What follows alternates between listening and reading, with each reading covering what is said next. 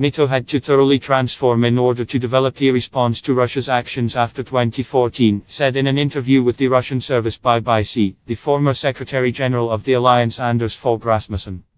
He also told how the NATO talks with Moscow during the crisis in the south and east of Ukraine in 2014 and how to stop the conflict in the Donbas. Anders Fogh Rasmussen: yes, it was a surprise.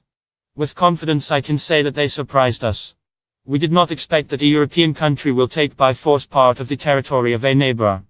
Russia did just that, illegally annexing Crimea. No, not at all. Russia then began a complex operation, a hybrid war. They used not only conventional forces, but also cyber attacks, disinformation campaign and others. At the time we were not ready to confront this. Since the time we have adapted.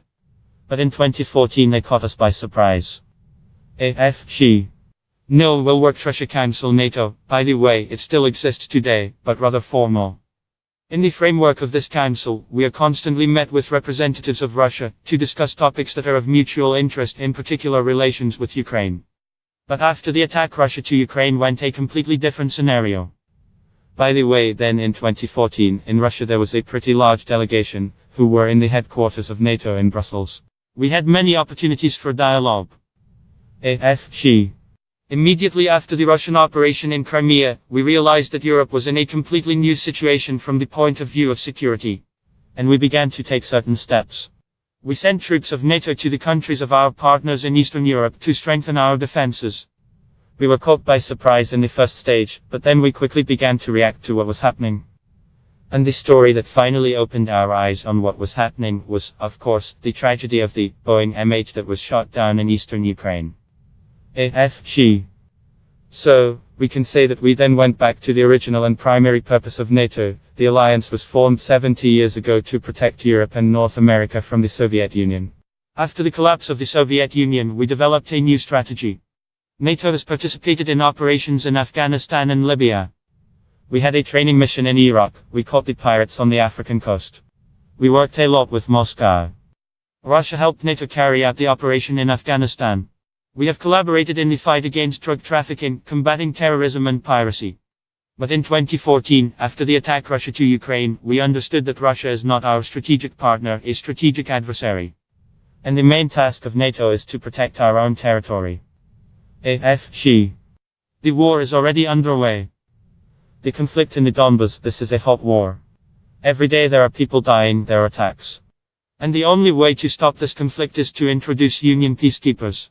They could control the actual border between Ukraine and Russia, to monitor and prevent the movement of Russian soldiers and weapons across the border. NATO must continue to adapt to the challenges of today. You need to be prepared to defend the territory and sovereignty of the members of the alliance from any Russian aggression. But in addition to this, NATO needs more focus on counterterrorism. I believe that we need to establish an independent headquarters of NATO on counterterrorism. NATO should be more active in the field of cybersecurity.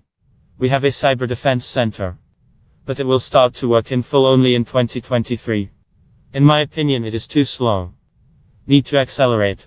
And the unit needs to be much higher.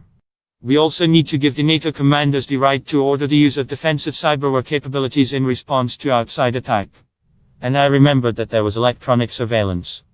Soon our enemies will be able to send heavy drones in the direction of the NATO countries. Not at the risk of incurring losses in manpower, our opponents are enabled de facto to go to war with the allies. To counter these threats, you need to very quickly make a decision.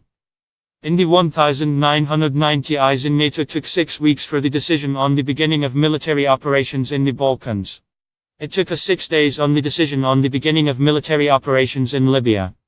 I think in the future we will have only 6 minutes to make the decision. NATO commanders must have the right and ability to make quick decisions at this level.